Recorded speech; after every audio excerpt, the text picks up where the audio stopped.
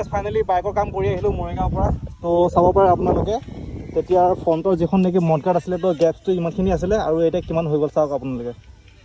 Minimum এতিয়া 7 ইঞ্চিৰ পৰা 8 inch height হৈ গ'ল চকাৰ পৰা। তো তেতিয়া 4 ইঞ্চিমান আছিলে আৰু পাছত যি নেকি বেগৰ নেকি স্প্ৰিংডাল খুলি আছিলে তো সেই স্প্ৰিংডাল মই ফিটিং কৰি দিলোঁ। চাব পাৰে ফ্ৰণ্টত আপোনালোকে।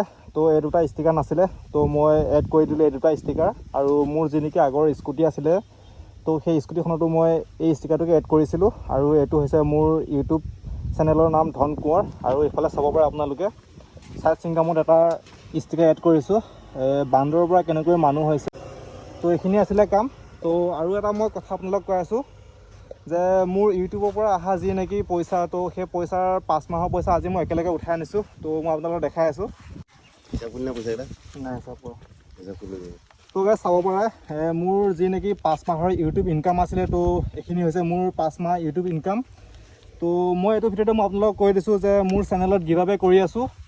তো আজি হৈছে 25 তাৰিখ জুন মাহৰ 25 তাৰিখ আৰু 15 আগষ্টত তো 15 আগষ্টত যদি মোৰ ইউটিউব চেনেলটো 10,000 যদি ছাবস্ক্ৰাইবাৰ কমপ্লিট হয় তো তেতিয়াহ'লে মই মোৰ চেনেলত 10,000 টকাৰ গিভআৱে কৰিম। আৰু 10,000 টকা গিভআৱে কমপ্লিট হোৱাৰ পাছত মই এটা আইফোন গিভআৱে কৰিম যিটো নেকি 11 Pro Max।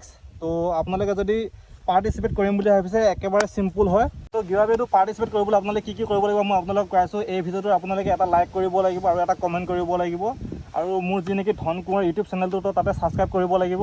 তাৰপাছত আপোনালোকে শ্বেয়াৰ কৰিব লাগিব ভিডিঅ'টো। তো গাইজ আপোনালোকে গম পালে যে গিভআৱেত পাৰ্টিচিপেট হ'বলৈ কি কৰিব লাগিব। তো আপোনালোকে ষ্টেপকেইটা কমপ্লিট কৰক আৰু গিভআৱেত পাৰ্টিচিপেট হওক। তো আজিলৈ বাই বাই, লগ পাইছোঁ নেক্সট ভিডিঅ'ত।